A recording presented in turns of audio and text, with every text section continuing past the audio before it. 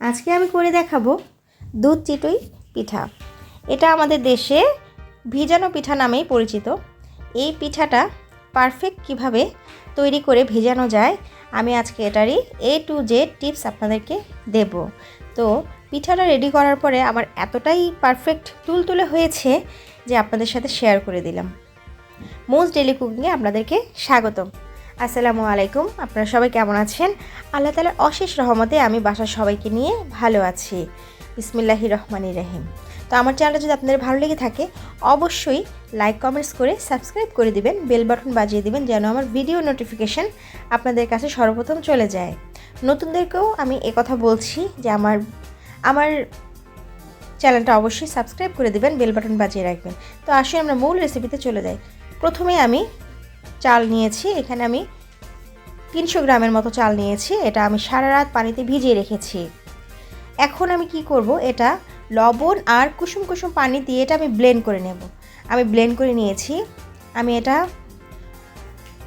পরিমাণ মতো পানি দিয়েছি, পানিটা আপনারা বুঝে দিবেন। এটা আপনি থিকনেসটা দেখেন আমি কতটুকু পানি দিয়েছি, এভাবেই দিতে হবে।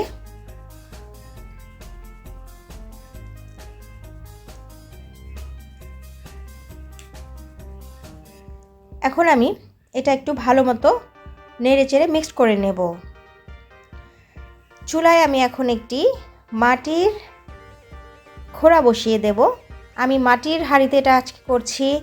আমি এটা লোহার হাঁড়িতেও করেছি, কিন্তু আমার মনে হয় মাটির হাঁড়িতে করলেই এটা পারফেক্ট একটি পিঠা পাওয়া যায়।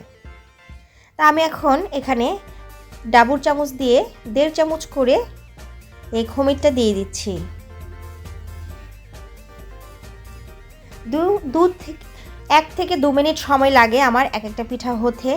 হয়ে গেছে আমার পারফেক্ট চিতই পিঠা, নরম তুলতুলে। এটা আমি এখন রেখে দেব। আমি এভাবে বাকি সবগুলি পিঠা তৈরি করে নেব।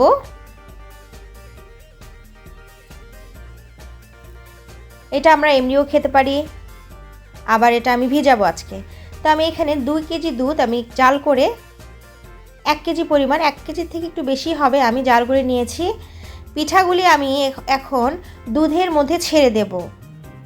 আমি এটা খেজুর গুড় দিয়ে তৈরি করব। আমি আপনাদেরকে টিপস দিচ্ছি, অনেক সময় দেখা যায় খেজুর গুড় আর দুধ জাল করলে ফেটে যায়।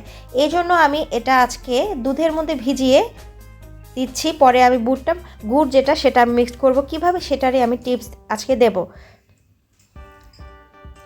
আমি এদিকে খেজুরের গুড়টা আমি হালকা একটু পানি দিয়ে আমি এটা জাল করে নিয়েছি। এখন আমি এই গুড়টা ঠান্ডা করে নেব। ঠান্ডা করে নেওয়ার পরে আমার পিঠাগুলি সব আমি ভিজিয়ে নিয়েছি দুধের মধ্যে।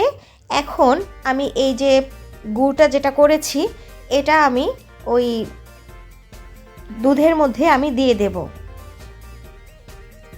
আমি এটা দুধের মধ্যে দিয়েছি, দেওয়ার পরে আমি নেড়েচেড়ে পরিমাণ মতো মিষ্টিটা আমি গুড়ের পরিমাণ আমি মোটামুটি দিয়েছি। মিষ্টি আমি খুব একটা বেশি দেইনি। আপনাদের যেরকম প্রয়োজন মিষ্টি আপনারা যেমন পছন্দ করেন আপনারা সেরকমই দিয়ে খাবেন। হয়ে গেছে আমার পারফেক্ট দুধ চিতই পিঠা। তো আমি পরিবেশন করে দেখাচ্ছি। এটা এতটাই পারফেক্ট হয়েছে, সাথে সাথে এটা যেমন লাগে এটা আপনি 2-3 ঘন্টা পরে আরও অনেক টেস্ট লাগে। আল্লাহ হাফেজ, আপনারা সবাই ভালো থাকবেন।